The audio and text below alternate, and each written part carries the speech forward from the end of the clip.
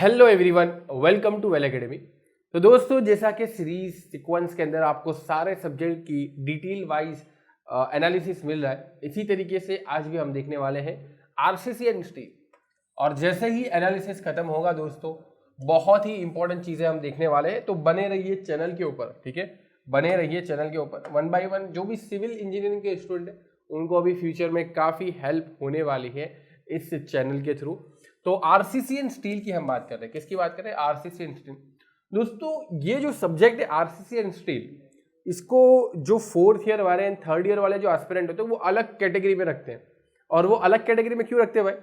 क्योंकि उनका ये सब्जेक्ट कॉलेज के अंदर होना बाकी है। उनको बेचारों को अभी हो सकता है कि IAS 456 के बारे में ना पता हो सकता है उनको अभी IAS 800 के बारे में ना पता हो सकता है अभी उनको स्टील टेबल के बारे में ना पता हो सकता है उनको अभी SP 16 के बारे में ना पता हो। तो वो डर रहे होंगे कि सर ये सारी चीजें क्या है। तो टेंशन लेने वाली दोस्तों कुछ भी बात नहीं है, क्योंकि अच्छी बात तो ये कि आपको ये सारी चीजें गेट के अंदर अलाउड नहीं है। अलाउड नहीं है इसका मतलब आपके लिए डिफिकल्टी नहीं है, इसका मतलब ये है कि जो पॉपुलर डेटा है वो आपको याद रखना है और जो एक्स्ट्रा डेटा होगा वो आपको ऑलरेडी गिवन होगा। और जिन लोगों का ये subject RCC and steel college के अंदर होना बाकी है और अगर वो गेट 2022 दे रहे तो उनकी खुद की ये जिम्मेदारी है कि वो खुद से सीखे। कॉलेज के ऊपर आप कंप्लीटली डिपेंडेंट नहीं रह सकते, क्योंकि कॉलेज का काम करेंगी। कॉलेज का काम है कि कॉलेज का सिलेबस खत्म करा के कॉलेज की एग्जाम पास करवाना, और आप बैठे हो गेट जैसे कंपटीशन में। कंपटीशन आपका एक पर्सनल ग्रोथ का रास्ता है। तो जब इंसान का पर्सनल ग्रोथ का रास्ता होता है तो उसको मेहनत भी क्या करनी पड़ती है? पर्सनली करनी पड़ती है। तो वही मैं बता रहा हूं, जो थर्ड ईयर के अंदर है, फोर्थ ईयर के अंदर है, अगर वो आरसीसी स्टील को अलग कैटेगरी में रख के छोड़ दे रहे हैं तो वो गलती कर रहे हैं। 2022 गेट 2022 को ज्यादा समय अभी नहीं है। ज्यादा समय इन द सेंस कभी कभी मैं ज्यादा समय भी बोलता हूं, बट देखने जाए तो दो सब्जेक्ट को बाकी रखना ये एक बहुत बड़ी गलती है। आप सोच रहे हो कि सर ये दो सब्जेक्ट नहीं करेंगे बाकी पूरा कर लेंगे, भाई तब भी गलती है, तब भी आपकी गलती है। इसका मतलब ये है कि यार यहां से जो इजी क्वेश्चन आएंगे वो भी आप नहीं कर पाओगे अगर आप ये दो सब्जेक्ट को छोड़ देते हो। आरसीसी एंड स्टील वही बोल रहा हूं, कॉलेज में बाकी है तो कॉलेज का अलग से चलता रहेगा। आप गेट की तैयारी कर रहे हो तो आपको खुद से करना पड़ेगा, और उसके लिए आपके पास सिविल एटॉम्स के अंदर आपको सारी चीजें मिली जाएंगी, जैसा कि हमने ऑलरेडी लॉन्चिंग के अंदर बता दिया है आपको क्या क्या मिलने वाला है। जो लोग एनरोल कर रहे हैं उनके रिव्यूज तो आ ही रही है, और उनको जो सब्जेक्ट उनके बाकी थे उसके अंदर भी हेल्पफुल हो रहा है, जो सब्जेक्ट उनके हो गए उसके अंदर भी इनको हेल्पफुल हो रहा है, क्योंकि शॉर्ट नोट्स है, वीडियोज है, आपके पास डिटेल नोट्स है, की थियरी पॉइंट्स है।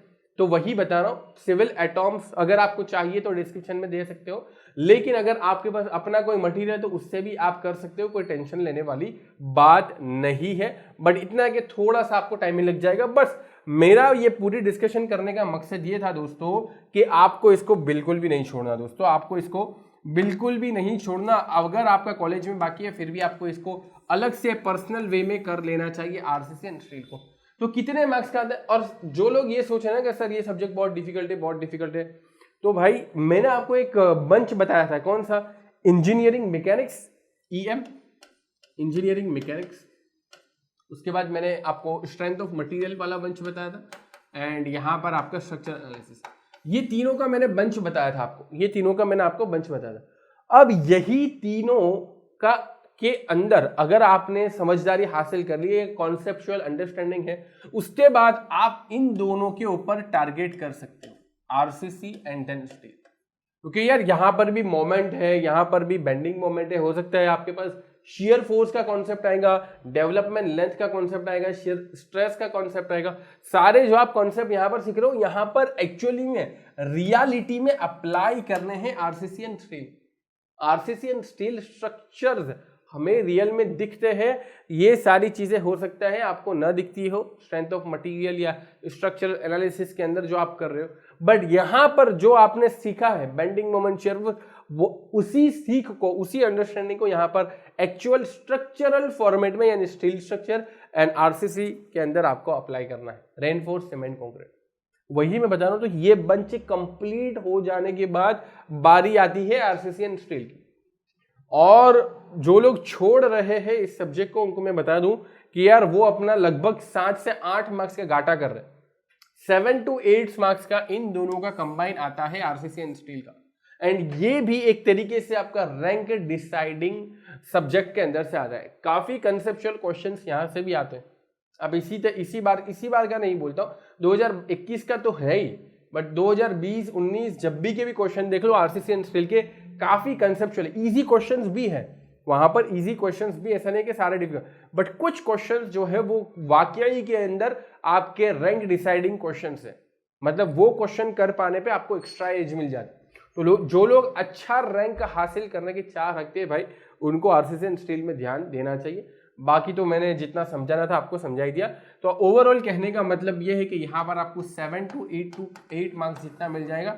आप एवरेज देख सकते हो 14, 22, 21, ये तो बहुत ज़्यादा लिख दिया है, इतना नहीं होगा। और ये भी जो लिखे हैं ये भी डिवाइडेड बाय 2, यानी कि अलग अलग सेगमेंट के अंदर, अलग अलग सेगमेंट इन द सेंस के फोरनून सेशन के अंदर एंड आफ्टरनून सेशन के अंदर। तो ओवरऑल आपको 7 to 8 मार्क्स का आएगा। उसमें से आरसीसी आपको हो सकता है 4 to 6 मार्क्स का आ सकता है, एंड स्टील स्ट्रक्चर का आपको एक क्वेश्चन या तो 2 क्वेश्चन देखने को मिल सकते हैं, 1 to 2 क्वेश्चन, और वो 2 क्वेश्चन हो सकता है 3 से 4 मार्क्स के अंदर लाई कर जाओ। स्टील स्ट्रक्चर के 2 क्वेश्चन अगर 2 मार्क्स के आ गए तो 4, 2 क्वेश्चन अगर एक 2 मार्क्स का आया, एक 1 मार्क्स का आया तो 3 मार्क्स हो गए। तो यहां पर आपको 3 to 4 मार्क्स का स्टील स्ट्रक्चर देखने को मिल सकता है, आपको 4 से 6 मार्क्स का आरसीसी देखने को मिल सकता है, उससे ज्यादा नहीं मिलेगा। स्टील स्ट्रक्चर का वेटेज कम इसलिए है बिकॉज गेट को भी कहीं ना कहीं ये आइडिया है कि यहाँ पर जो स्टूडेंट आ रहे हैं वो अभी बेचारे 3rd ईयर में होंगे, वो अभी बेचारे 4th ईयर के अंदर, तो उनका स्टील स्ट्रक्चर वाला पोर्शन इतना डीप नहीं होगा। और इसी वजह से आप देखोगे प्लास्टिक एनालिसिस करके कॉन्सेप्ट आता है, किसके अंदर आप देखोगे तो प्लास्टिक एनालिसिस करके कॉन्सेप्ट आता है। देखो यहाँ पर स्टील स्ट्रक्चर की बात कर रहा हूं, और ये वाला, और दूसरा है आपके पास कंप्रेशन मेंबर डिजाइन स्पेसिफिकेशन, दूसरा आपके पास है eccentric bolted and welded connection. तो कनेक्शन से एंड प्लास्टिक एनालिसिस से दोस्तों ज्यादा से ज्यादा क्वेश्चंस पूछे जाते हैं। The reason behind this is, उनको भी कहीं ना कहीं पता है कि जहां पर जो एस्पिरेंट आ रहा है या तो वो 3rd ईयर में होगा, 4th ईयर में होगा, और अलग बात है कि वो 1 या 2 साल का ड्रॉप लेकर बैठा हो। तो ज्यादातर यहाँ पर प्रीवियस ईयर की कॉपीज दिखने को मिलेगी, आपको प्रीवियस ईयर क्वेश्चंस की कॉपीज देखने को मिलेगी। मतलब आप देखोगे प्लास्टिक एनालिसिस के इतने सारे क्वेश्चंस हैं जो प्रीवियस ईयर में 2-3 बार आ चुके, सेम टाइप ऑफ कंसेप्ट के ऊपर। एसेंट्रिक बोल्टेड कनेक्शन देख लो यार, वो ऐसे गोल गोल हो गए ना, आप देखोगे, अभी तो आपको याद नहीं होगा लेकिन ये एक बोल्ट का रिप्रेजेंटेशन है। एसेंट्रिक बोल्टेड कनेक्शन के ऊपर ढेर सारे क्वेश्चन है, ई निकालना है आपको, रिजल्टेंट पूछ लेगा या बोलेगा ये बोल्ट के अंदर मैक्सिमम फोर्स कितना होगा, या पूरे इसके अंदर मैक्सिमम फोर्स कितना होगा। एसेंट्रिक बोल्टेड कनेक्शन ढेर सारी बार पूछा गया, ठीक है। वो इसीलिए कि वहां पर उनको पता है कि ठीक है, बंदा अगर प्रीवियस ईयर क्वेश्चन कर लेता है तो 1-2 क्वेश्चन करने के काबिल बन जाए, है ना, एक आध क्वेश्चन करने के काबिल बन जाए। तो वही बात है दोस्तों, इसको कंप्लीटली मत छोड़ना, at least minimum previous year question करने के काबिल तो बन जाना। अगर आप छोड़ने का सोच रहे हो, अगर आप अच्छा स्कोर करने का सोच रहे हो, तो मेरा सजेशन मानना, जो डिटेलिंग में बताना उस डिटेलिंग के हिसाब से चलना, अच्छे मार्क्स आ जाएंगे। आरसीसी के अंदर भी ऐसा ही है। आरसीसी के अंदर लिमिट स्टेट मेथड के ऊपर ज्यादा फोकस किया गया है, किसके ऊपर, लिमिट स्टेट। और आरसीसी के अंदर भी देखो आपको यहाँ पर देखने को मिलेगा प्री स्ट्रेस कॉन्क्रीट स्ट्रक्चर। अभी हम डिटेल में देखेंगे तो आपको आइडिया आएगा। प्री स्ट्रेस कॉन्क्रीट स्ट्रक्चर से ज्यादा क्वेश्चन है, एंड शुरुआत का singly reinforce beam, singly RC beam के ऊपर। आरसीसी के अंदर ज्यादा आपको पढ़ना पड़ेगा, कॉलम है, टॉर्जन है, फिर उसके अलावा आपके पास डेवलपमेंट लेंथ है, हम थोड़ी देर में डिटेल में देखें, वहां से अलग अलग तरीके से क्वेश्चंस आते हैं। बट ओवरऑल देखा गया एनालिसिस तो लिमिट स्टेट मेथड को ही फॉलो करना है। वर्किंग स्ट्रेस वगैरह से क्वेश्चंस नहीं आते, ऑलमोस्ट 0 के बराबर है। गेट की बात करें तो गेट की बात करें, ईएसी के अंदर पूछ लेता है, ईएसी वाला पूछ लेता है, बट गेट की बात करें तो ऑलमोस्ट 0 के बराबर वेटेज है वर्किंग स्ट्रेस मेथड का। लिमिट स्टेट मेथड के ऊपर ही ज्यादातर क्वेश्चन आते हैं। तो ओवरऑल आपको पता चल गया होगा, आपको 7 to 8 मार्क्स टारगेट करने हैं, बोथ आरसीसी एंड स्टील को मिलाकर। आरसीसी एंड स्टील को मिलाकर आपको 7 to 8 मार्क्स टारगेट करने हैं। चलिए दोस्तों, अब बढ़ते हैं आगे। दोस्तों सबसे पहले बात करते थे जिसका ज्यादा वेटेज है कंक्रीट स्ट्रक्चर की, या कंक्रीट टेक्नोलॉजी, जो भी आप बोलना चाहो। टेक्नोलॉजी बोलना सही नहीं होगा क्योंकि यहाँ पर स्ट्रक्चर के रिलेटेड ज्यादा क्वेश्चन आएंगे। कंक्रीट टेक्नोलॉजी के अंदर ठीक है, बेसिक आपके पास कंक्रीट के ऊपर ज्यादा क्वेश्चन है, लेकिन कंक्रीट स्ट्रक्चर के अंदर आपका स्टील भी आ गया, एक पूरा स्ट्रक्चर, बीम बनाते हो, कॉलम बनाते हो, स्लैब बनाते हो, ये सारी चीजें कंक्रीट स्ट्रक्चर के अंदर आ जाए। ठीक है, तो कंक्रीट स्ट्रक्चर इसको बोल। वर्किंग स्ट्रेस मेथड, इसके ऊपर मैं एक लाइन कर देता हूं, सही में बता रहा हूं, प्रीवियस ईयर क्वेश्चन देख लो, कहीं से भी देख लो, जब से पूछा गया है गेट ने लिमिट स्टेट मेथड के ऊपर ही ज्यादातर फोकस किया है। And limit state design concept, तो हमें फोकस करना है किसके ऊपर? लिमिट स्टेट के ऊपर। किसके ऊपर फोकस करना है दोस्तों? हमें फोकस करना है लिमिट स्टेट मेथड के ऊपर, limit state concept. Design of beams, दोस्तों डिजाइन ऑफ बीम्स के अंदर मैं ही आपको बता देता हूं, singly RC beam, doubly RC beam, T beam, flange beam के अंदर के पोर्शन है T beam and L beam, वो सारा आ गया आपका डिजाइन ऑफ बीम के अंदर, है ना। डिजाइन ऑफ बीम के, तो क्या करना है? डिजाइन करनी है भाई। क्या बीम डिजाइन करने पड़ेंगे? नहीं, बीम डिजाइन, क्योंकि यार मैक्सिमम मार्क्स समझो यार, ये डिजाइनिंग जो भी मेथड होती है ना, ये आईएएस कोड के स्पेसिफिकेशन को ध्यान में रखते हुए पूरा डिजाइन प्रोसेस लिखा जा सकता है, जो कि 2 से 3 पेज में कंप्लीट होगा, complete design process of beam. इसी तरीके से कॉलम एंड स्लैब, तो आपको तो 2 मार्क्स का क्वेश्चन पूछा जाएगा ना, आपको 2 पेज थोड़ी भरने वहां पर, और आपको तो वहां पर कोड भी सारे प्रोवाइड नहीं किए जाएंगे। तो आपको यहां पर भले लिखा है डिजाइन ऑफ बीम, लेकिन ये डिजाइन के इंडिविजुअल कॉन्सेप्ट आपको पता होना चाहिए। जैसे कि आपको पता होना चाहिए मैक्सिमम कंप्रेशन रेनफोर्समेंट कितना होता है, मिनिमम कंप्रेशन रेनफोर्समेंट की क्या कोई लिमिट है, मैक्सिमम आपका टेंशन रेनफोर्समेंट कितना होता है, इफेक्टिव फ्लैंज विड्थ किसको बोलते हैं, centre to centre spacing maximum and minimum कितना होना चाहिए। बहुत सारे जो स्पेसिफिकेशन जो पॉपुलर है आईएएस कोड के, वो पूछे जा सकते हैं। या तो फिर आपको न्यूट्रल एक्सिस के बारे में पूछा जाता है, एक्सयू के बारे में पूछा जा सकता है, या एक्सयू लिमिटेड के बारे में पूछा जा सकता है। प्रीवियस ईयर में है सारे क्वेश्चन है, ठीक है। या तो फिर आईएएस 456 के अंदर आपको पता होगा कि डिजाइन जो किया जाता है वो आपके पास लिमिट स्टेट मेथड के अंदर बेस्ड ऑन आपका torsion, based on flexor, based on compression, ये जो सारी जो मेथड्स है उसके ऊपर आपका लिमिट स्टेट मेथड भी वहां से derive, limit state method of collapse and limit state method of serviceability. तो कोलैप्स के अंदर जो सारे फैक्टर है वो सारे फैक्टर्स के ऊपर क्वेश्चन आते हैं। सर्विसिबिलिटी के ऊपर आपके पास फोर्स के अंदर जो फैक्टर लगाते हैं, जो एक्स्ट्रा लोड फैक्टर बोलते हैं, जो लोड फैक्टर होता है वो उसके ऊपर क्वेश्चन पूछा जाता है। वही मैं बता रहा हूं, मैं ये कहना चाहूंगा पूरे के पूरे डिजाइन मेथड जो हम कॉलेज में करते हैं वो नहीं आने वाले यहां पर हम कंपटीशन के अंदर, लेकिन वो डिजाइन स्टेप्स, डिजाइन जो बड़े बड़े स्टेप्स थे या कंप्लीट डिजाइन थी, उसके एक इंडिविजुअल छोटे छोटे स्टेप्स या स्पेसिफिकेशंस आपसे 1 मार्क्स 2 मार्क्स के अंदर पूछे जा सकते हैं। एक्सयू एंड एक्सयू लिमिटेड की बात कर ली हमने, इसी तरीके से एमयू एंड एमयू लिमिटेड की बात कर लेते, एएसटी की बात कर लेते, एरिया ऑफ टेंसाइल स्ट्रेंथ। फिर C is equal to T वाला कॉन्सेप्ट है सिंगली आरसी के अंदर, सिंगली डबली एंड आपके पास फ्लैंज बीम जिसके अंदर एल एंड टी बीम, ये पूछा गया है। एल एंड टी बीम के ऊपर भी क्वेश्चंस पूछे गए, सिंगली बीम के ऊपर भी क्वेश्चन है, डबली बीम के ऊपर भी क्वेश्चन है, एक्सयू के ऊपर भी क्वेश्चन है, x u limited, m u, m u limited, AST, सारे के क्वेश्चंस आपको प्रीवियस ईयर क्वेश्चन करोगे।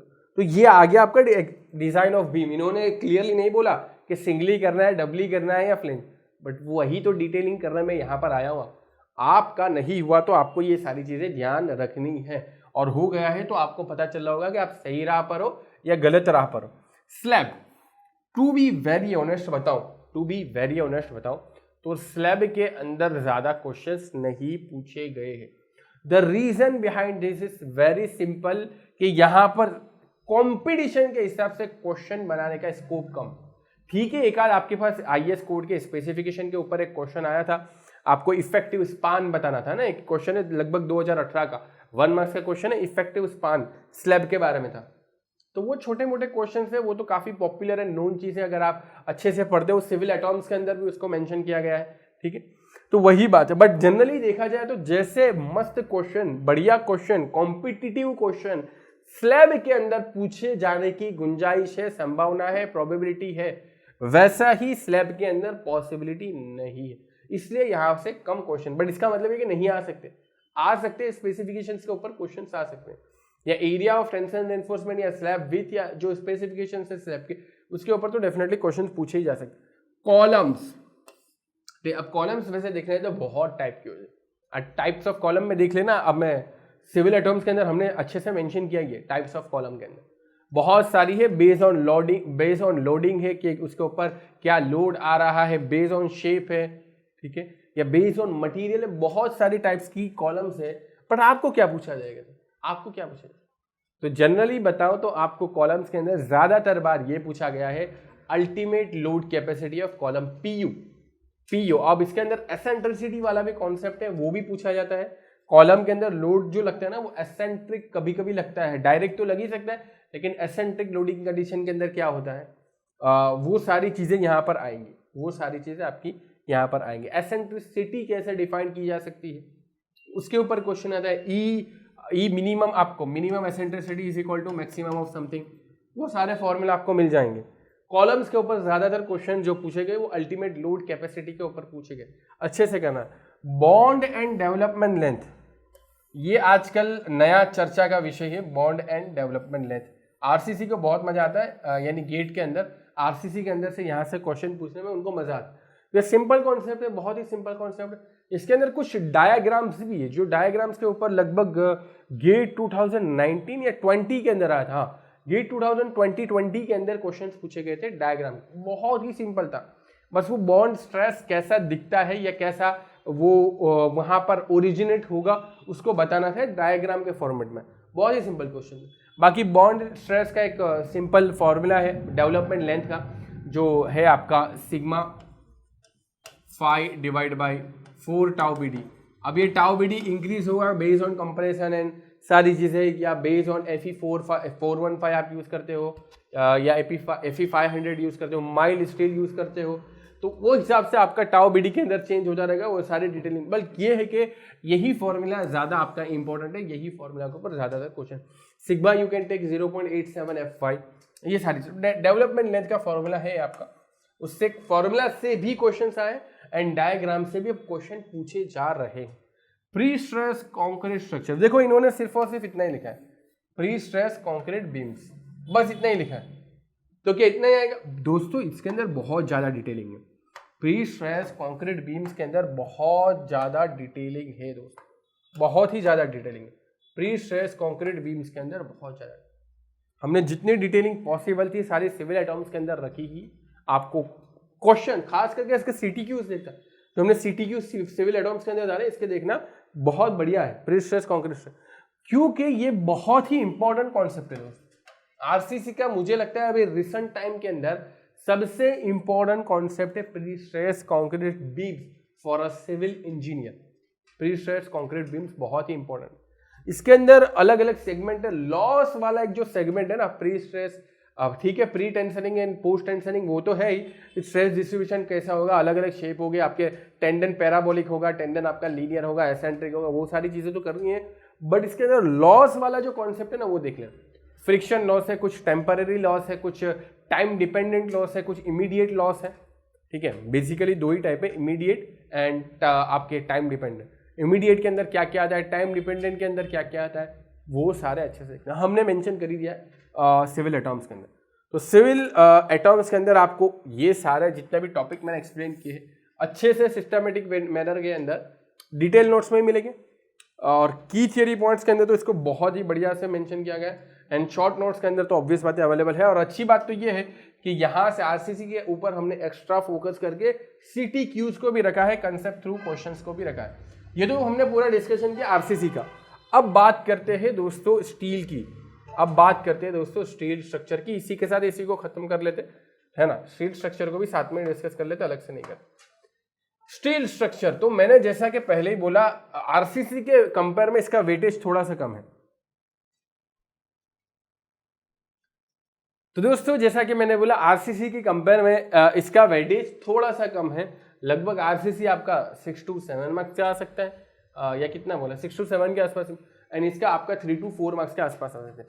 The reason behind this is यहाँ पर से कंटेंट थोड़ा कम है, आरसीसी के कंपेयर में कंटेंट थोड़ा कम है। और दूसरी बात तो ये कि स्टील स्ट्रक्चर इससे बहुत डिफिकल्ट क्वेश्चंस भी पूछे जा सकते हैं, लेकिन पता नहीं गेट ने वो डिफिकल्टी के ऊपर अभी तक तो मुझे नहीं लगा कि कोई ऐसा खास डिफिकल्ट जो नहीं होने वाला कोई क्वेश्चन बनाया हो। अभी तक उन्होंने बहुत ही सिंपल लेवल के क्वेश्चन बनाए स्टील स्ट्रक्चर, बहुत ही बेसिक, मुझे तो बहुत ही इजी लगते हैं और आपको भी इजी मैनर के अंदर ही सारी चीजें मिल जाएंगी सिविल एटॉम्स के अंदर। तो बेसिकली मैं अब पूरा तो बताने ही वाला हूं, बट अगर आप छोड़ना चाहते हो इसको तो छोड़ो मत, मैं जो बताता उतना कर लेना। कनेक्शन वाला पार्ट कर लेना। कनेक्शन आपके पास बोल्टेड कनेक्शन हो गया, वेल्डेड कनेक्शन।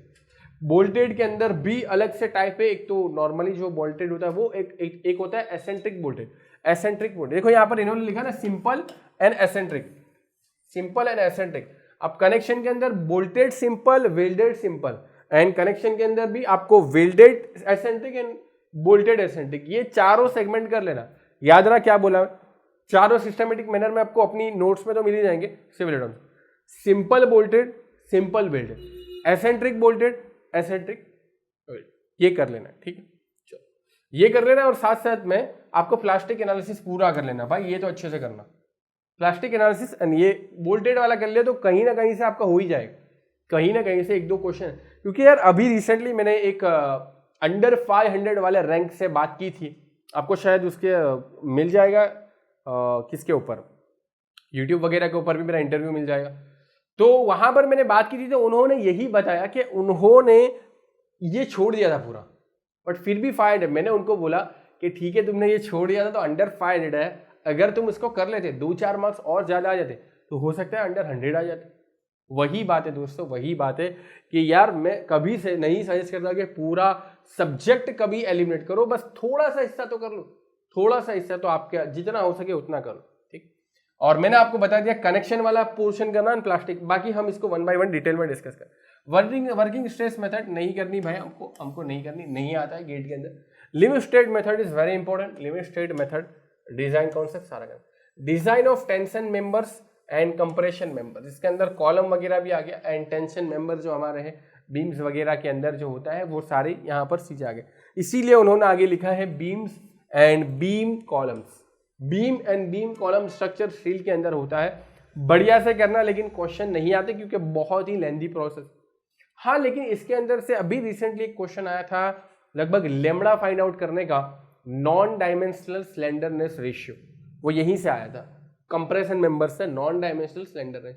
और एक आपका वो जो कॉलम वाला हमने स्ट्रेंथ ऑफ मटेरियल में नहीं देखा था, fix fix hinge hinge fix hinge and fix normal, तो वो वाला कॉन्सेप्ट भी इसी के अंदर रिलेट करता है। IS 800 ने थियोरिटिकल वैल्यू भी दी है एंड प्रैक्टिकल वैल्यू भी दी है। वो एक बढ़िया सा टेबल आपको सिविल एटॉम्स में तो मिल ही जाएगा, हाउएवर वो आपको IS 800 से ही लिया गया क्योंकि IS 800 ने ही इसको मेंशन किया था। वो कॉलम के ऊपर, कॉलम का एक मल्टीप्लाइंग फैक्टर होता है वो, ठीक है। बीम कॉलम कनेक्शंस, बीम, अच्छा हम यहाँ पर थे कॉलम बेसिस। कॉलम बेसिस बहुत अच्छा टॉपिक है, यहाँ पर कुछ अच्छे फॉर्मूलाज है लेकिन अभी तक क्वेश्चंस नहीं पूछे गए कॉलम बेसिस के ऊपर। एक बहुत सिंपल क्वेश्चन पूछा गया था, लेकिन वो भी ऐसा क्वेश्चन पूछा गया था 2018 में शायद, कि यार मतलब कोई इंसान बंदा देख के ही कर दे, इतना इजी क्वेश्चन था, मतलब बेसिक कॉमन सेंस ही लगाना था। कनेक्शंस तो करना है, मैंने पहले बोला सिंपल भी करना है, एसेंट्रिक, ये तो मोस्ट IMP चीज है, कनेक्शन तो मोस्ट IMP चीज है। बीम कॉलम कनेक्शन का ही एक अगला पार्ट है। प्लेट गर्डर्स, दोस्तों इन्होंने रखा तो है प्लेट गर्डर्स, बट मैं ये वेट कर रहा हूँ कि कब क्वेश्चन पूछे, अभी तक क्वेश्चन नहीं आया प्लेट गर्डर्स से। ट्रसेस, अब ट्रस इसके अंदर देखने जाए स्ट्रक्चर एनालिसिस के पॉइंट ऑफ व्यू से इंपॉर्टेंट है। ट्रस एनालिसिस वाला कॉन्सेप्ट मैंने वहां पर भी बोला था, लेकिन यहाँ पर जो इन्होंने ट्रस रखे हैं, रूफ ट्रसेस रखे हैं, इसका स्टील के लिए अलग से वेटेज है, बट क्वेश्चंस अभी तक नहीं पूछे गए ट्रस। एंड उसके बाद concept of plastic analysis, beams and frames, दोस्तों ये तो अगेन मोस्ट IMP कॉन्सेप्ट है प्लास्टिक। आप किसी को भी पूछ लेना, इनफैक्ट आप प्रीवियस ईयर क्वेश्चंस देखोगे तो स्टील स्ट्रक्चर के अंदर ज्यादा प्रीवियस ईयर क्वेश्चन आपको कनेक्शन वाले पोर्शन से मिलेंगे एंड प्लास्टिक एनालिसिस वाले पोर्शन। तो भाई पहले फोकस करो कनेक्शन को समझने का, जो कि सबसे स्टार्टिंग वाला ही टॉपिक है, एंड उसके बाद आपको प्लास्टिक एनालिसिस, फिर बाकी की छोटी छोटी चीजें हैं, थोड़े थोड़े प्रीवियस ईयर क्वेश्चंस, उसके अकॉर्डिंग ही अपने नॉलेज को एक्सपांड करते जाओ स्टील से। प्लास्टिक एनालिसिस दोस्तों बढ़िया से कर लेना, बढ़िया से कर लेना, प्लास्टिक एनालिसिस बहुत फेवरेट है। आप 2021 के अंदर भी बढ़िया से एक क्वेश्चन पूछा था, है ना, MP पूछेंगे आपको, या तो WC कॉलेप्स लोड पूछेंगे, या प्लास्टिक मोमेंट कैपेसिटी के बारे में पूछेंगे। अच्छे से कर लेना, थोड़ा सा टाइम टेकिंग है, और मुझे लगता है वहां तक कॉलेज में जनरली ये नहीं कराया जाता, बट आपको खुद से सीखना है, आपको खुद से सीखना। अगर कोचिंग है तो अच्छी बात है, नहीं है तो सिविल एटॉम्स में तो अच्छे से मेंशन किया गया है। सिविल एटॉम्स जिसके पास है उसको अच्छे से फॉर्मेट वाइज मिल ही जाएगा प्लास्टिक एनालिसिस का कॉन्सेप्ट, ठीक है। तो दोस्तों उम्मीद करता हूं कि ये पूरा सेगमेंट जो हमने आरसीसी एंड स्टील का बनाया है ये काफी अच्छा लगा होगा। इसी के साथ सेशन को एंड करते हैं। Bye, take care.